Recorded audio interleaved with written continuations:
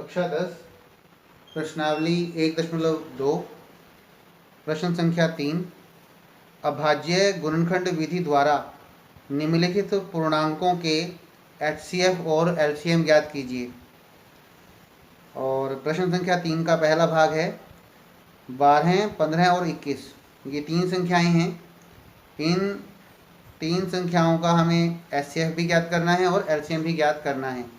और एचसीएफ और एलसीएम ज्ञात करने का जो तरीका है, उसके लिए जो विधि है वो है अभाज्य गुणनखंड विधि। 12, 15 और 21 12 के अभाज्य गुणनखंड बनाए जाएंगे। पहले 2 6 की 12 है, 2 3 6, 3 एकम 3। इसके बाद 15 के अभाज्य गुणनखंड 3 एकम 3, 3 पंजे 15 और 5 एकम 5। फिर 21 के अभाज्य गुणनखंड बनाए जाएंगे 3 7 21, 7 एकम 7। 12 के लिए अभाज्य गुणनखंड है 2 गुणा 2 गुणा 3। 15 के लिए अभाज्य गुणनखंड है 3 गुणा 5 और 21 के लिए अभाज्य गुणनखंड है 3 गुणा 7। अब हमने लिखा एचसीएफ 12, 15, 21। इसका मतलब है 12, 15 और 21 के लिए जो एचसीएफ है वो 3 है। आप देखिए 12 जो 3 है वो 12 का एक अभाज्य गुणनखंड है, यहाँ पर भी 3 15 का एक अभाज्य गुणनखंड है और 21 में भी 3 जो है वो 21 का एक अभाज्य गुणनखंड है। तो 3 3 3। तो चलिए एचसीएफ 12, 15, 21, 12, 15 और 21 का जो एचसीएफ है वो 3 है। इसके बाद है एलसीएम। एलसीएम 12, 15, 21। इसका मतलब है 12, 15 और 21 का एलसीएम। उसको कैसे निकालना है? सबसे छोटा अंक 2 है। 2 अधिकतम कितनी बार है? 2 बार है गुणा में, 2 गुणा 2। इसके बाद 3 3 3, तीनों में 3 एक बार ही है, अभाज्य गुणनखंड के तौर पर 3 को लिखा गया है। 5 जो कॉमन नहीं भी है, किसी एक बार ही है, किसी एक ही संख्या का गुणनखंड भी है तब भी उसको लेंगे। 5 है, 7 है। ध्यान दीजिए, पहले 2 फिर 3 है, फिर 5 है, फिर 7 है। छोटी संख्या बड़ी संख्या, बड़ी संख्या सबसे बड़ी संख्या। 2 गुणा 2 गुणा 2 गुणा 5 गुणा 7, 2 गुणा 2 गुणा 3 गुणा 5 गुणा 7, 2 दूनी 4, 4 3 12, 12 पंजे 60। और 60 को अगर 7 से गुणा करना है तो 6 को 7 से गुणा कर दो, 6 सत्ते 42 और 0 लास्ट में आ जाएगी। जैसे आप गुणा करना चाहते हैं 60 को 7 से, तो 7 0 0, 7 6 42, 420 आपके पास आ गया। एचसीएफ 3 और एलसीएम 420 है। प्रश्न संख्या 3 का दूसरा भाग है, संख्याएं हैं 17, 23 और 29। 17 के अभाज्य गुणनखंड करेंगे। 17 सिर्फ 17 के पहाड़े में ही आ सकता है, तो 17 एकम 17।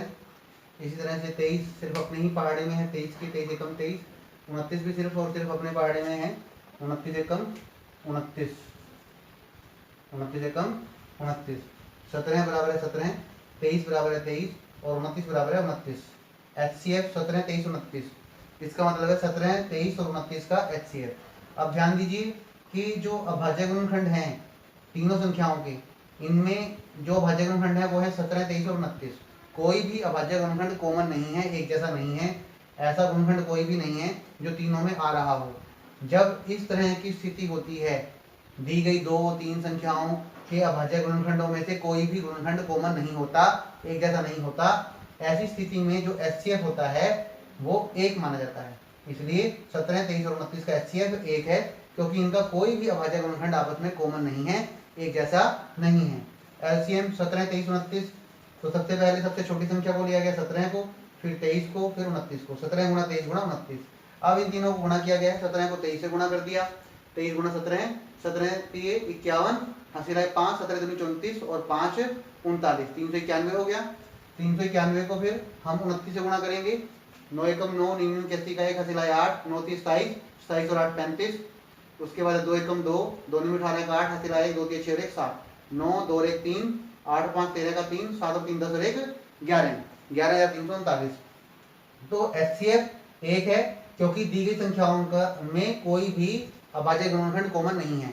जब दी गई संख्याओं में कोई भी अभाज्य गुणनखंड एक जैसा नहीं होता, कॉमन नहीं होता, तो उस स्थिति में जो एचसीएफ है वो 1 माना जाता है, 1 होता है। और एलसीएम हमने निकाल लिया 11,339।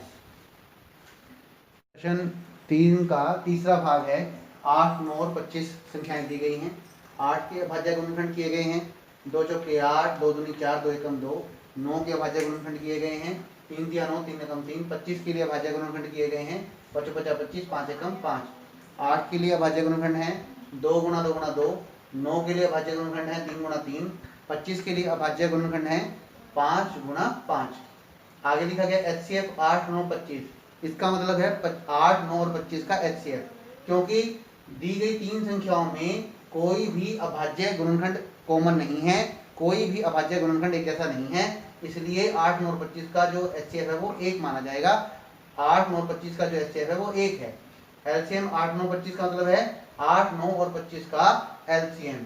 LCM के लिए सबसे पहले सबसे छोटा अंक 2 है। 2 कितनी बार है? अधिकतम 3 बार है, 3 बार लिखा गया। उसके 2 से बड़ा 3 है, 3 2 बार है, 2 बार लिखा गया। 5 उस 3 से बड़ा 5 है, 5 2 बार, उसको 2 बार लिखा गया है। 2 गुणा 2 गुणा 2 गुणा 3 गुणा 3 गुणा 5 गुणा 5। 2 दूनी 4, 4 दूनी 8, 8 के 24, 24 दिए 72। 72 हो गया यहाँ तक। 25 बचा 25 और इन दोनों गुणा करके 25 आ गया। तो 72 और 25 की गुणा की जाएगी। 72 गुणा 25, 25 दूनी 50, 0 और हासिल है 5, 25 सत्ते 175, 175 और 5 180, 1800 हो गया। ये आ गया 1800 या 1800। प्रश्नावली 2.1 प्रश्न संख्या 4 है। HCF 306 और 657 बराबर है 9 दिया गया है। इसका मतलब ये है 306 और 657 का HCF दिया गया है और वो है 9। इसका मतलब ये भी हुआ कि जो दो संख्याएं हैं वो जिनका HCF 9 है वो हैं 306 और 657, यानी कि दी गई दो संख्याओं का पूर्णांक संख्या युग्म 306 और 657 है। इन दो संख्याओं का HCF 9 है। LCM 306 और 657 ज्ञात कीजिए। इसका मतलब है इन दोनों संख्याओं का 306 और 657 का LCM भी ज्ञात कीजिए। सबसे पहले HCF लिखा हुआ है 306 और 657। 306 और 657 का HCF कितना है? 9 है। 306 और 657 का LCM हमें ज्ञात करना है। इससे पहले एक प्रश्न हमारे पास आ चुका है। प्रश्न संख्या 2 में हमने ये पढ़ा किया था, इसकी जांच कीजिए कि दो संख्याओं का गुणनफल बराबर है HCF गुणा LCM। ये सूत्र पहले से ही हम कर चुके हैं प्रश्न संख्या 2 में। इसको फिर से करते हैं। दो संख्याओं का गुणनफल बराबर है HCF गुणा LCM। अब दो संख्याएं कौन कौन सी हैं? पहली संख्या 306 और दूसरी संख्या 657। 306 गुणा 657 बराबर है HCF का मान कितना है? 9 और LCM हमें ज्ञात करना है, वो नहीं दिया गया है, गुणा LCM। 306 गुणा 657। अब ये जो 9 है राइट साइड पे जो 9 है, बराबर के इस तरफ है, राइट साइड पे 9 है, इसको हम लेफ्ट साइड में लेके जाएंगे। लेफ्ट साइड में जब इसे लेके जाओगे दो तरीके से लेके जा सकते हो। या तो यही तरीका है, एक तो तरीका है 306 गुणा 657 गुणा 1/9, क्योंकि 9 का व्युत्क्रम क्रम हो जाएगा, उल्टा क्रम हो जाएगा 1/9। 306 गुणा 657 गुणा 1/9। और दूसरा तरीका आपके सामने लिखा है मैंने, 306 गुणा 657 बटे में 9। जैसे आप चाहें वैसे आप कर सकते हैं। 9 एकम 9, 9 3 27, 28 29 3, 30 3 बचते हैं, 3 यहाँ पर लगाया तो बन गया 36, 9 चौका 36। अब हमने 34 और 657 को आपस में गुणा करना है। 657 को 34 को आपस में गुणा किया गया है। 4 27 28 का 8 हासिल आए 2, 4 पंजा 20, 20 और 2 22 हासिल आए 2, 4 छिक्का 24, 24 और 2 26। इसके बाद 3 से गुणा करेंगे, 3 7 21 का 1 हासिल आए 2, 3 पंजे 15 और 2 17 हासिल आए 1, 3 छिक्की 18 और 1 19, 8 2 और 1 3, 6 और 7 13 का 3 हासिल आया 1, 9 और 2 11, 1 हासिल जोड़ देंगे 12, 2 हासिल आया 1, 1 और 1 2, एक ये और एक हासिल, 1 और 1 2, 22,338। इस तरह से जो LCM है वो 22,338 है। आप यहाँ लिख सकते हैं 22,338 बराबर है LCM, और LCM बराबर है 22,338। ऐसे आप कर सकते हैं इसको। 10 प्रश्नावली 1.2 और प्रश्न संख्या 7 है। किसी खेल के मैदान के चारों ओर एक वृत्ताकार पथ है, एक वृत्ताकार रास्ता है। ये खेल के मैदान के चारों ओर वृत्ताकार पथ है। इस मैदान का एक चक्कर लगाने में सोनिया को 18 मिनट लगते हैं। इस मैदान का एक चक्कर लगाने में सोनिया को 18 मिनट लगते हैं और रवि को इस मैदान का चक्कर लगाने में 12 मिनट लगते हैं। यानी कि मान लीजिए यहाँ ये प्रारंभिक बिंदु है जहाँ से वो चलना शुरू करते हैं। सोनिया यहाँ से चलना शुरू करती है इस वृत्ताकार रास्ते पर, इस वृत्ताकार पथ पर, और ये 18 मिनट में यहीं पर पहुँच जाती है। एक चक्कर पूरा लगा लेती है सोनिया 18 मिनट में। रवि को एक पूरा चक्कर लगाने में 12 मिनट लगते हैं। मान लीजिए रवि यहीं से चलना शुरू करता है तो पूरे 12 मिनट बाद वो फिर से यहीं पर पहुँच जाता है। सोनिया को इस वृत्ताकार पथ का चक्कर लगाने में 18 मिनट लगते हैं और रवि को इस वृत्ताकार पथ का चक्कर लगाने में 12 मिनट लगते हैं। प्रश्न ये पूछा गया है कि बताइए कितने समय बाद दोनों इकट्ठे इसी बिंदु पर पहुंच जाएंगे, क्योंकि देखिए दोनों का जो चक्कर लगाने की जो स्पीड है वो अलग है, उनकी गति में फ़र्क है।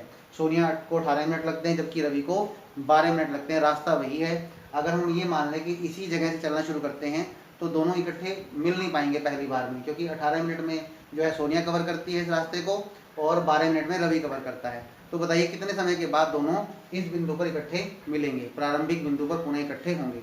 यही प्रश्न है, कितने समय बाद वे पुनः मतलब दोबारा से प्रारंभिक स्थान पर मिलेंगे, शुरुआती स्थान पर मिलेंगे जहां से उन्होंने दौड़ना या चलना शुरू किया था, वहां पर वो फिर से मिलेंगे। तो 18 और 12 का हम एलसीएम ज्ञात करेंगे अभाज्य गुणनखंड विधि द्वारा। 18 के अभाज्य गुणनखंड कर दिए गए हैं, 2 दूनी 18, 3 तिया 9, 3 एकम 3। 12 के भी अभाज्य गुणनखंड कर दिए गए हैं, 3 2 छिकी 12, 2 तिया 6 और 3 एकम 3। 18 के लिए अभाज्य गुणनखंड बनते हैं 2 गुणा 3 गुणा 3, 2 गुणा 3 गुणा 3। और 12 के लिए अभाज्य गुणनखंड बनते हैं 2 गुणा 2 गुणा 3, 2 गुणा 2 गुणा 3। अब एलसीएम 18 और 12 का निकालना है। सबसे छोटी संख्या 2 है। 18 में 2 अभाज्य गुणनखंड के तौर पर एक बार है, जबकि 12 में जो 2 है वो अभाज्य गुणनखंड के तौर पर 2 बार है, इसलिए अधिक बार वाला लिया जाएगा। 2 को 2 बार लेंगे, 2 गुणा 2। यही बात 3 के बारे में है। 3 18 में अभाज्य गुणनखंड के तौर पर 2 बार है, जबकि 3 12 में अभाज्य गुणनखंड के तौर पर सिर्फ एक बार है। तो अधिक बार कहाँ है, 18 में है 2 बार, तो इसको 2 बार लेंगे, 3 गुणा 3। 2 दूनी 4, 4 तिया 12, 12 तिया 36। तो जितने समय बाद सोनिया और रवि पुनः प्रारंभिक स्थान पर मिलेंगे 36 मिनट। 36 मिनट के बाद क्या होगा, रवि भी उसी स्थान पर पहुंच जाएगा और सोनिया भी। अब इसको व्यवहारिक तौर पर समझो, 18 मिनट एक राउंड और 18 मिनट में दूसरा राउंड, 36 मिनट में 2 चक्कर लगा चुकी होगी सोनिया। रवि जो है वो 12 मिनट लेता है, तो 12 मिनट 12 मिनट 12 मिनट, यानी कि 36 मिनट के अंदर रवि जो है वो 3 चक्कर लगा चुका होगा और सोनिया 2 चक्कर लगा चुकी होगी। लेकिन 36 मिनट बाद दोनों यहीं पर पहुंच जाएंगे। फर्क ये रहेगा, उसके 2 चक्कर लग जाएंगे पूरे, सोनिया के 2 चक्कर लगेंगे और रवि के 3 चक्कर लग चुके होंगे। ये फर्क है। जितने समय बाद सोनिया और रवि पुनः प्रारंभिक स्थान पर मिलेंगे बराबर है 36 मिनट।